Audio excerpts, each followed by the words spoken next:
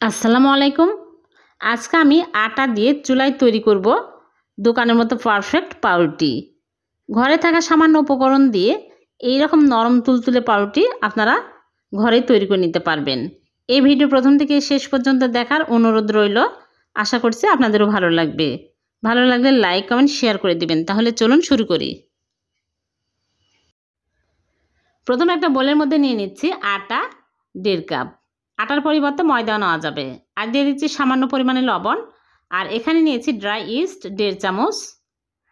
আর দিয়ে দিচ্ছি চিনি 1 টেবিল চামচ। আর গুঁড়া দুধ দিয়ে দিচ্ছি 2 টেবিল চামচ। আর সয়াবিন তেল নিয়েছি 1 টেবিল চামচ দিয়ে দিচ্ছি। এখন ভালো করে মিক্স করে নিব।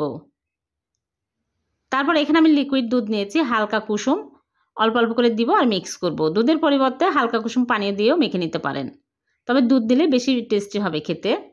এখানে 1 কাপ পানি লাগবে না, হাফ কাপের একটু লেগেছে আর বেঁচে গেছে। এখন 5-7 মিনিট ধরে মথে নেব। সফট মসৃণ একটা ডো তৈরি করে নিতে হবে। এইরকম ডো তৈরি করে নিতে হবে। এখন ডোয়ের উপরে তেল লাগিয়ে আমি রেস্টে রেখে দেব ঢেকে 1 ঘন্টা। হাতে সময় থাকলে 2-3 ঘন্টাও রেখে দিতে পারবেন।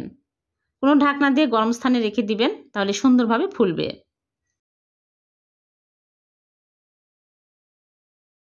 ফিরে আসলাম 1 ঘন্টা পর। ডো ফুলে একদম ডবল হয়ে গেছে, বাতাস বের করে দিচ্ছি।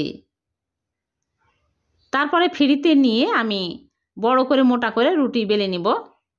এইরকম করে ডো করে নিচ্ছি। আর ফিরিতে কিন্তু তেল লাগিয়ে নিতে হবে।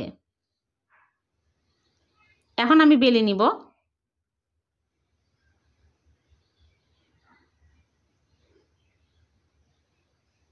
এইরকম করে বড় করে বেলে নিয়েছি।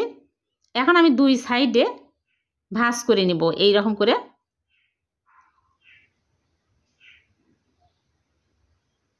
তারপর রোল করে নিচ্ছি। আর এই পাশে মুখটা এরকম করে আটকে দিব। এখন আমি কেকের একটা মোল্ড নিয়েছি আর মোল্ডে তেল ব্রাশ করে নিয়েছি। এখন এর মধ্যে দিয়ে দিচ্ছি, দিয়ে একটু সমান করে দিব এরকম করে। তারপরে আমি র্যাপিং পেপার দিয়ে র্যাপ করে ঢেকে রেখে দিব 20 মিনিট। 20 মিনিটে আরও ফুলে যাবে। 20 মিনিট পর ফিরে আসলাম, দেখুন ফুলে গেছে। এখন আমি ডিমের কুসুম আর দুধ মিক্স করে নিয়েছি, ব্রাশ করে দিচ্ছি, তাহলে সুন্দর কালার আসবে। আর দিয়ে দিচ্ছি সাদা তিল। সাদা তিল দিলে খেতেও ভালো লাগবে, দেখতেও অনেক সুন্দর লাগবে। এখন আমি চুলায় বেক করব।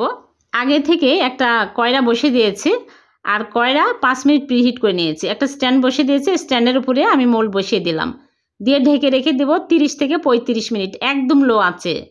এক এক চুলার আঁচ এক এক রকম, কম বেশি লাগতে পারে। 35 মিনিট পর ফিরে আসলাম, দেখুন পাউরুটি কি সুন্দর কালার আসছে। এখন আমি চুলা থেকে নামিয়ে ঠান্ডা করে আপনাদেরকে দেখাচ্ছি।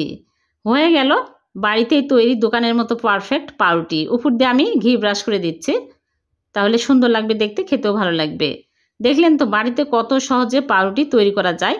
বাজার থেকে কেনা অস্বাস্থ্যকর পাউরুটির চেয়ে বাড়িতে তৈরি করা অনেক ভালো আর স্বাস্থ্যসম্মত। আমি এখন তুলে দেখাচ্ছি। আর একদম দোকানের মতোই হয়েছে, দেখে বোঝাই যাচ্ছে না যে বাড়িতে তৈরি করা। সফট নরম তুলতুলে, সকাল বিকেলে চায়ের সাথে খেতে পারবেন আর সব কাজে ব্যবহার করতে পারবেন।